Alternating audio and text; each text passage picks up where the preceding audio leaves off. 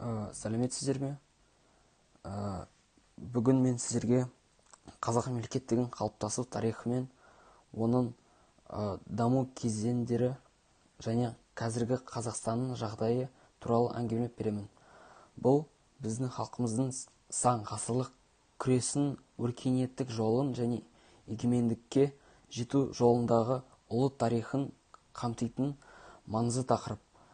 Біріншіден, ежелгі дәуір және қазақ халқының этникалық негізі туралы айтып кетейін. Қазақ халқының тарихы терең тамырын ежелгі заманнан алады. Біздің жерімізді ерте дәуірлерде сақтар, ғұндар, үйсіндер мен қанлылар сияқты ірі тайпалар мекендеген. Сақтар батырлығымен, жауынгерлігімен ерекшеленіп, өз мемлекеттігін құрған алғашқы тайпалардың бірі. Олардың мәдениеті мен өнері, әсіресе алтын адам сияқты археологиялық ескерткіштер қазақ халқының бай рухани мұрасына айналды. Бұдан кейінгі кезеңде ғұндар мен үйсіндер, қанлылар секілді халықтар өмір сүріп, Еуразия даласында біртұтас мәдени және саяси кеңістік қалыптастырды. Кейін 6-8 ғасырлардың арасында түрік қағанаты пайда болды.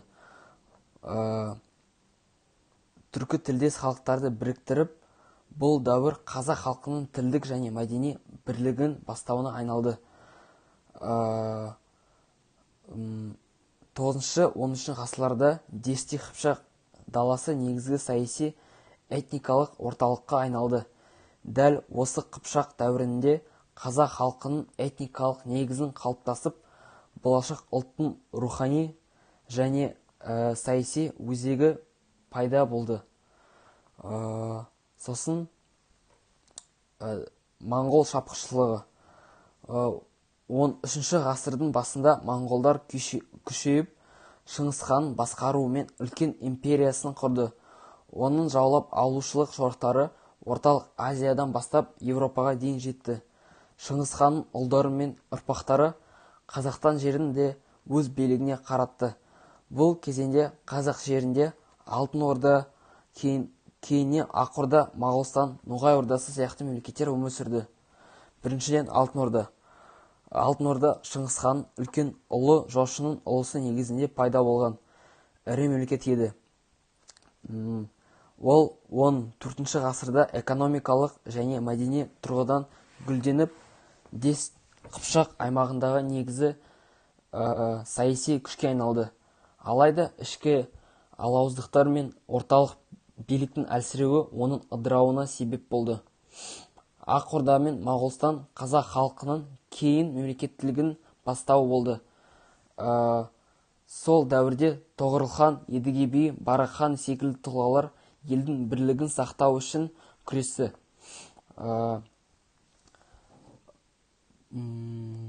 Қазақ хандығын дамуы и құрылуы.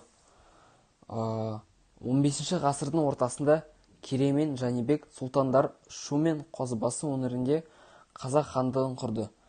Бұл оқиға қазақ халқының саяси тәуелсіздігі мен біртұтастығын бастауы болды. Қазақ хандығын құрылуы халықтың этникалық, мәдени және тілдік бірігуін қамтамасыз етті. Хандарының ішінде Қасым хан, Есім хан, Тәуке хан ел тарихында ерекше орын алады. Қасым хан тұсында хандық шекересі кеңейіп, Қасым хан ханның қасқа жолы атты заңдар жүйесі қалыптасты. Есім хан мен Тәуке хан елдің ішкі тәртібін нығайтып, 7 жарғы заңдар жинағын енгізді. Алайда 18 ғасырда хандық әлсірей бастады. Мысалы, жоңғар шапқыншылығы елдің бірлігі мен қауіпсіздігіне үлкен қауіп төндірді. Осы кезеңде қазақ билеушілері сыртқы көмек іздеп, Ресей империясымен одақ құруға ұмтылды. Сосын қазақ хандығынан кейін Қазақстан Ресей империясының құрамына енуі. 1731 жылы Кіші Жүздің ханы Әбілқайыр Ресейге бодан болға ант берді. Кейін орта мен ұлы жүз біртіндеп Ресей империясының құрамына өтті. Бірақ бұл процесс бір жақты болған жоқ. Кейбір сұлтандар тәуелсіздікті сақтап алуға тырысты. Солай 19 ғасырда патша үкіметі Қазақстанды әскери бекіністермен салып әкімшілік басқаруды енгізді. Қазақ жерлері облыстар мен уәздерге бөлінді. Бұл дәуір отаршылдың саясатының күшеуі, жердің тартып алынуы және халықтың еркіндігін шектелуімен сипатталды. Соған қарамастан қазақ халқы өз мәдениетін, тілін және біртұтастығын сақтап қалды. Бұл ұлттық саны кейінгі алаш қозғалысының негізін қалады. Солай келесі тақырып ол алаш орданың қозғалысымен және Қазақ АКСР мен КСР құрылуы. 20 ғасырдың басында ұлт зиялылары, мысалы Әлихан Бөкейхан, Ахмет Байтұрсынұлы, Міржақып Дулатұлы бастаған алаш қозғалысы пайда болды. 1917 жылы Алашорда үкіметі құрылып, қазақ халқының ұлттық автономиясы жарияланды. Алайда бұл қозғалыс ұзақ өмір сүрмеді. Кеңес билігі орнап 1923 жылы Қазақ АКСР құрылды. Кейін 1936 жылы Қазақ КСР мәртебесін алып,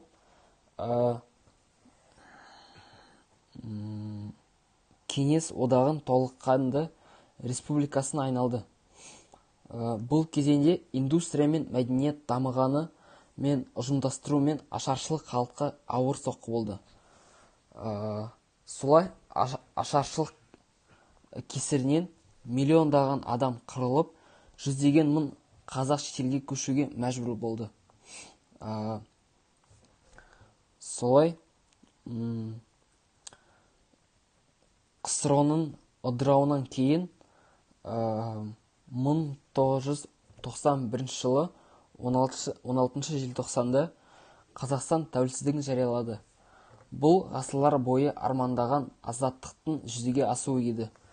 Тәуелсіздіктің ең алғашқы жылдары ел қиын жағдайда болды. Экономика әлсіз, инфляция жоғары, жұмыссыздық көп еді. Нұрсұлтан Назарбаев Әбішұлы билікке келіп, елде нарықтық экономикаға көшу және шетелдік инвестиция тарту және жаңа астана салу сияқты ірі бастамалар жасады. 1997 жылы Қазақстан 2030 стратегиясы қабылданып, елдің ұзақ мерзімді дамуының бағыты белгіленді. Осы жылдары инфрақұрылым дамып, халықаралық аренада Қазақстанның беделі артты. Алайда уақыт өте келе билік бір адамның қолында шоғырланып, жүйе авторитарлық сипат алды. Жемқорлық, әлеуметтік теңсіздік, сөз бостандығының шектелуі халықтың наразылығын күшейтті. Соның бәрі 2022 қаңтар оқиғаларына келді. 2022 жылғы қаңтар айында газ бағасының күрт өсуі халықтың ашу ызасын тудырып, бейбіт митингілер ел бойынша жаппай толқуларға ұласты. Кейбір қалаларда тәртіпсіздіктер орын алып, үкімет отставкаға кетті. Төтенше жағдай жарияланды.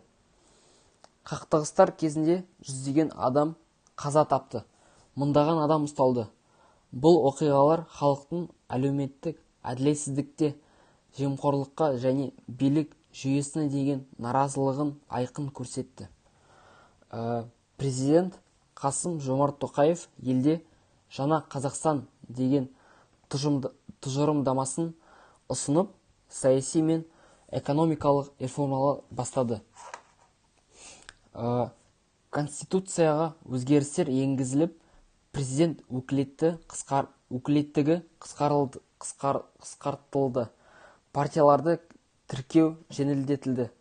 Бұл реформалар елдің саяси жүйесін жаңартуға бағытталған алғашқы нақты қадам болды.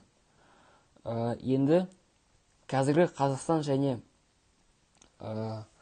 оның даму стратегиялары туралы айтып кетейін. Бүгінде Қазақстан экономикасы мұнай мен газға негізделгенімен әр тараптандыру саясаты белсенді жүріп жатыр. Қазақстан 2050 стратегиясы мен жаңа Қазақстан реформалары елдің ұзақ мерзімді дамуын, инновация мен әділетті қоғам құруды мақсат етеді. Бүгінгі басты мақсат халықтың әл-ауқатын көтеру, жемқорлықты азайту және әділ басқару жүйесін қалыптастыру. Солай қорытындылай келе, қазақ халқы мыңдаған жылдық тарихында талай қиындықтарды бастан өткерді. Ежелгі тайпалардан бастап қазіргі тәуелсіз мемлекетке дейінгі жол күрес пен ерліктің тарихы.